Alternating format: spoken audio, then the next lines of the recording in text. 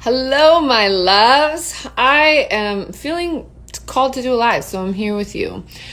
I wanted to check in with the jade situation. You may have seen it in my story. So I'm just going to let you in on the big freaking secret, the big weird banana. Like, why do I have a giant piece of jade? Where did it come from? What the bleep am I going to do with it? It's all a weird story. And you know what? I'm feeling like I want to be vulnerable and share this whole weird freaking scenario with you. So I have a piece of jade that my former boss gave me. I worked for my former boss for about 5.5 months and he wasn't able to pay me, which left me in a very unpleasant financial situation. My hunch is that he gave me this piece, maybe out of guilt, maybe because he liked me, maybe because who really knows? He only spoke Chinese and I only speak English. So we actually were never even able to have a conversation about a lot of things that needed to be said. So I made an appointment with an appraiser on Friday afternoon, to which I made a flight arrangement to fly to LA on Friday morning. Well, after I had bought the flight, the appraiser decided that he was no longer interested in appraising the jade because he specializes in jewelry. So I'm like, well, oh shit, I already bought this plane ticket. So I'm just going to fly down to LA and hope that things flow together and that we can sort this whole thing out. Now, I also have my stuff in storage that is guarded like it's Fort Knox. So I cannot get into my storage unit, and all sorts of other challenging things have arisen for me to even get the jade out of the storage unit. Now, the other fun part about this is that I'm not even sure if the stone is jade, because the auction place, Bonhams, that I sent it to said that jade doesn't usually come in a size that is that large. Now, either I have a giant stone that is not jade, but looks like jade, that is quite large. So I'm just kind of letting that sink in.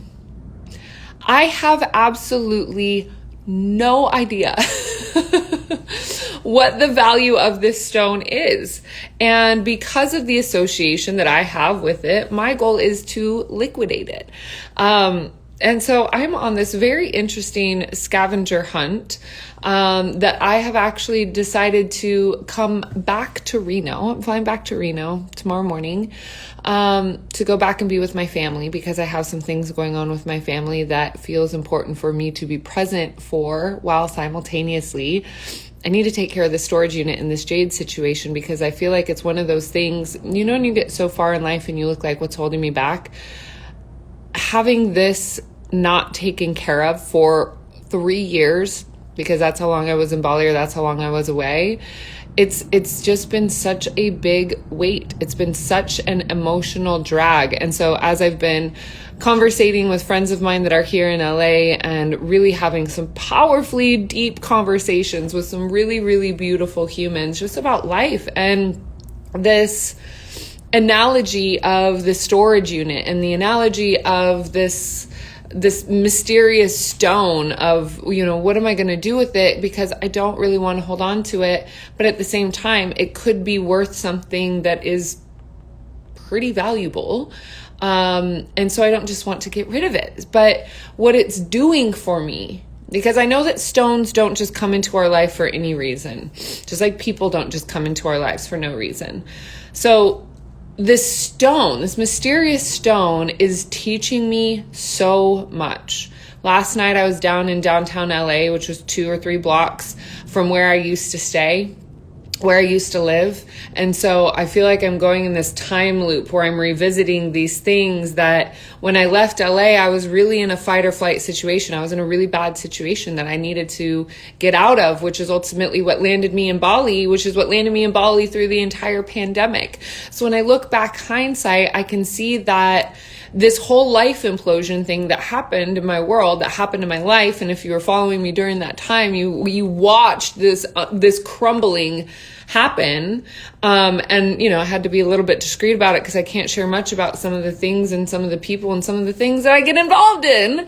But simultaneously, there was a significant breakdown that happened in my heart. There was a significant breakdown that happened in my life. There was a significant breakdown that shattered the paradigm that I had. And part of the shattering of the paradigm that I had a lot to do with the value of money, had a lot to do with the value of friendship, had a lot to do with the value of my own personal integrity and care with myself and how I was showing up for me.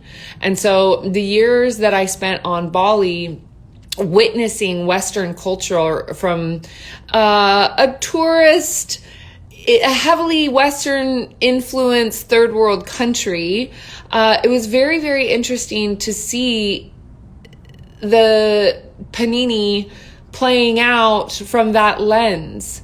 And so coming back to Los Angeles, feeling like I am wildly different. I am not even close to the same woman, and I am not even close to the same girl that I was when I left LA. And so all of these memories are rushing back, and all of these feelings that I ran from because I was in a fight or flight mode.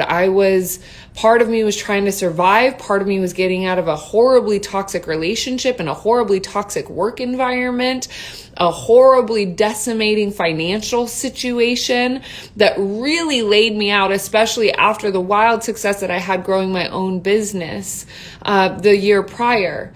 So as I'm here now sitting in this hotel room with this view of LAX, I'm literally looking at the airport because I'm flying out first thing in the morning. There's just so many powerful reflections happening. And as I'm reaching out to some of my friends that are here, it's like, it feels like, or seems like a lot of people are going through massive transitions, massive awakenings, massive rearrangings. Like it's almost like there's a scurrying energy. Yeah, there's some consistency, but it seems like there's a lot of transition going on for a lot of people. And we're having to make really big decisions for ourselves. And for myself, I feel like today has been horribly stressful figuring out logistics. And to be able to make quick decisions and big decisions when we're stressed, it's not ideal, right? But sometimes we have to. Sometimes life just throws us into these situations that we have to pull on all of our internal resources and make sure we're not acting from a place of a trauma response that doesn't let us be free or move freely even in our own body and our own skin. And so I really wanted to share with you, one, because Instagram is one of these places where there's so much ooh, look at me, look at this. It's like you're just sharing the highlight reels. And for the most part, I have a pretty freaking epic life, and I do a lot of really incredible epic things, and I do crush it a lot of the times, and a lot of the times I get crushed.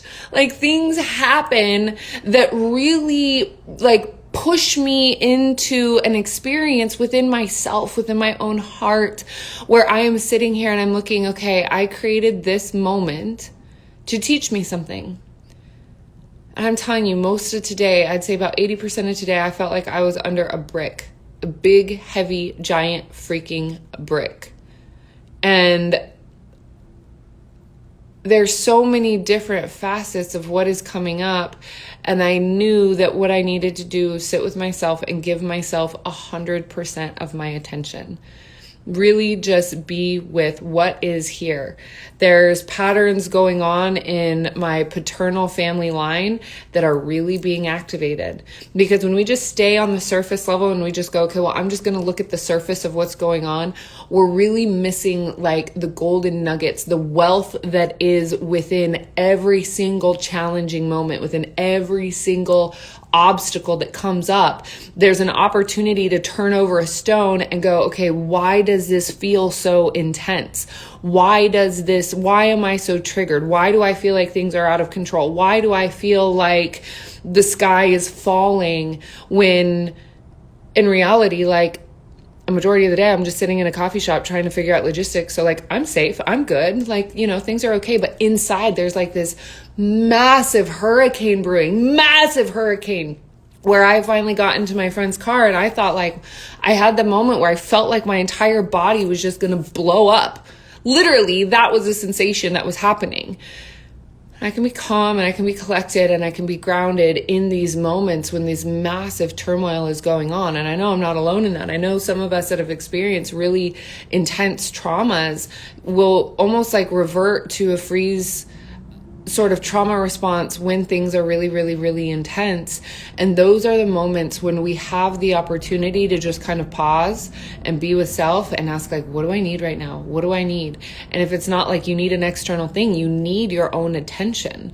You need your own support. You need your own guidance. You need your own love. You need your own care. You need your own just love. And sometimes what we feel that we need is something from someone else. And a lot of the lessons for me lately have been about asking for help. I cannot do this Jade situation. I cannot undo the storage situation on my own right now. I need help. I need to call on other people to help me sort these things out. And that's not easy. That's not easy for a woman with a Wonder Woman complex to put down the Wonder Woman cape and actually ask for support and ask for help, because it's admitting that I am not strong enough to do it on my own.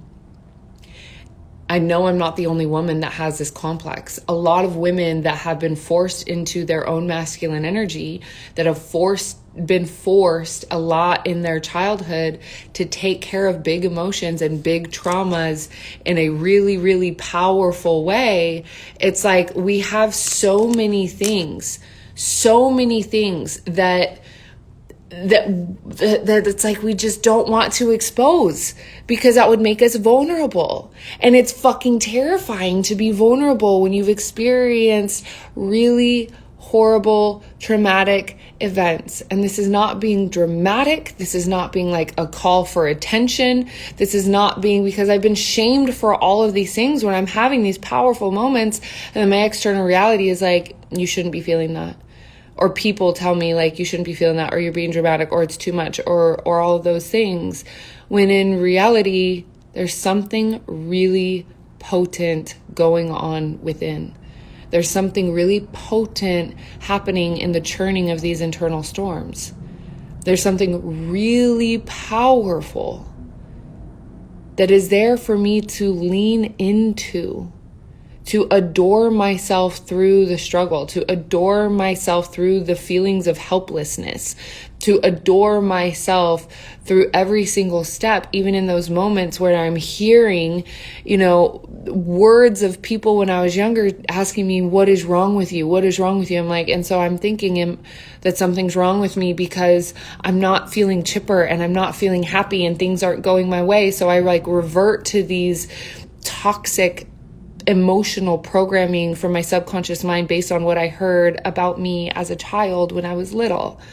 And so as these storms are coming up, and I know I'm transforming into the woman that I came here to be, I know I know that the external transition of taking care of the storage unit and getting rid of this extra weight and getting rid of this subconscious lingering thing that's been there for the last 3 years. I've been paying over $300 a month to hold on to shit I'm not using.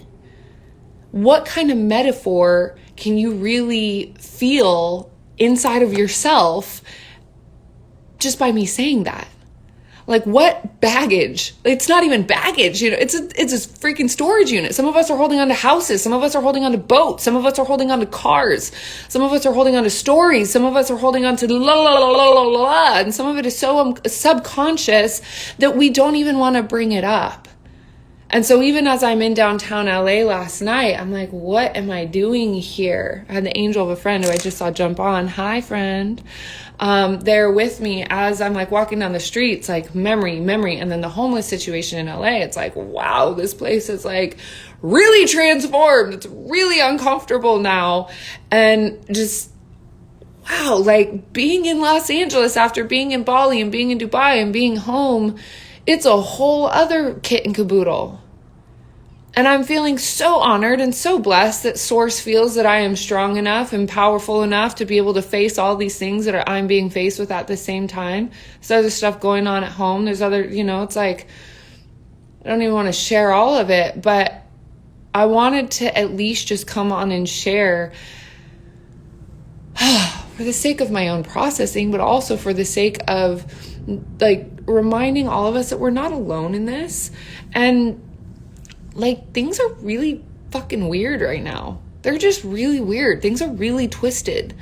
And if we can do what we can for ourselves to make sure that like we can be our biggest cheerleader and we can be our own best friend and we can be the one that is there to hold our hand through the turmoil that comes up, because right now we all need to be checking in on each other.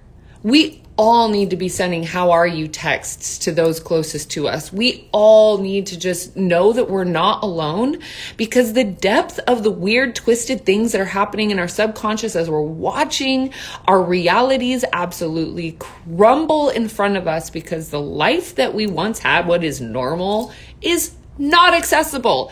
It's not an option.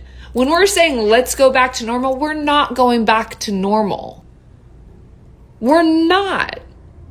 What's happening with people's health now, I'm not even gonna like go into it for fear of censorship, which has happened on my other pages. Like, I can't even really talk to you openly about like the things that are really going on or that I'm dealing with in my family, because it's like, I want to be able to have a voice to share the things that I know that can be wildly supportive by focusing on the movement of the collective consciousness of humanity, that as we embody more light, we are going to be able to evoke such a change in ourselves, that the ripple effect in our inner circle, but also the collective unconscious, that as we deal with the things in our own subconscious, we are also actually putting forth energy that is shifting the collective unconscious as well. And so every emotion that you face, everything that you are avoiding that you eventually turn to transmute and integrate, you're not just doing it for you, you're doing it and sending a signal to all of us in the collective field that we are capable and that we are able and we are shifting. And I'll leave you with this, that when we think about the influence that we have in the collective unconscious, have you ever seen those pictures of like the 1,000 monks meditating for peace on earth, for peace for humanity? And have you ever thought that you are a member of that humanity that they are praying for? And have you ever opened your heart to receive those prayers? Have you ever opened your heart to receive the prayers of the people who in every campfire or circle pray for all beings to be free, for all beings to feel love, for all beings to feel joy? Have you ever opened your heart to feel those prayers? Have you ever opened your heart to receive the blessings that are there for you? Have you been able to find what you are grateful for the angels that have shown up for you in your life to be able to help you move through the treachery, or to help you move through whatever venting situation you're having, or whatever like explosion that you're having from your heart because it needs to come out? Have you found the depth of gratitude that with every single challenge or struggle, there is a balance that shows up when we allow ourselves to be open to receive the blessings and rewards that are there for us? So, to wrap this up, I have come down to LA for 2 days. And I have not accomplished what I came here to accomplish that I needed to be here for. I could have been in Reno because everything was through digital correspondence to be able to plan what I needed to plan, because I'm coming back down to LA on Wednesday to handle the rest of the shenanigans that I came down here now to deal with, because I don't just want to wait in LA for 5 days. There's too much going on at home that I'm very excited and want to participate with my family about. And so, like, what do we do all this for? Right? What do we do all this for? What is the point? And without going too deep in the existential muck, like, really, really, really, can you answer for yourself today? Like, what is your point and what is your intention in being deliberate with your feelings and your sensations against all adversity, all challenges that get thrown your way, all like storms that come to you? What is your intention and what is the point of what are we doing this for? Because ultimately there's something for you. There's something for you to face. There's something for you to transmute. There's something for you to grow through. There's something for you to evolve through. And there's something for you to grasp onto, for the inner calling of your own soul to evolve into your own spiritual maturity, so that you can more fully commit to your divine purpose, because you did not make the sacrifice as an infinite being living in the galaxies of universal consciousness to come into this human life form where it's dense and it's challenging and it's hard, and you have soul contracts and you have karma and you have taxes and you have all this other like weird matrix shit to sort out. You didn't come here for nothing. You didn't come here just to go through life as an unconscious bump on a log. You came here to contribute to your own ascension. And by contributing to your own ascension, you're contributing to the ascension of a greater good for all of humanity. Just by focusing on you illuminating your light more and more and more every single day.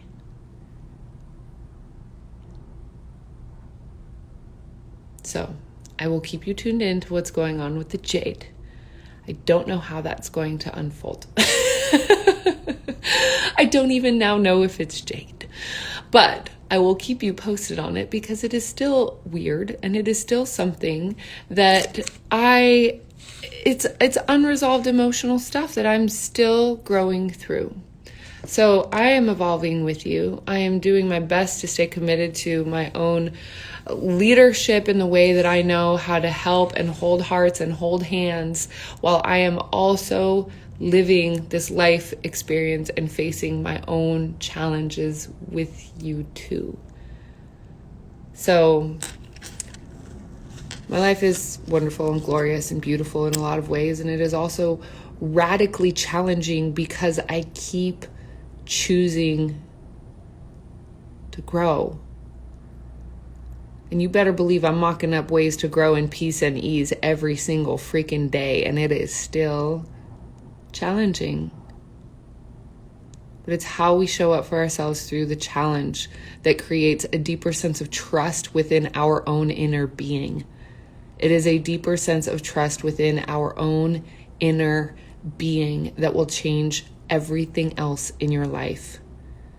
Say what you need to say, call who you need to call, include who you need to include in your own life, and do what you can in every moment to continue to show up for you as your own strongest ally and your own biggest cheerleader. And for the people in your life that you know are going through major emotional storms, send them a gift, send them a heart, send them a, how is your heart today?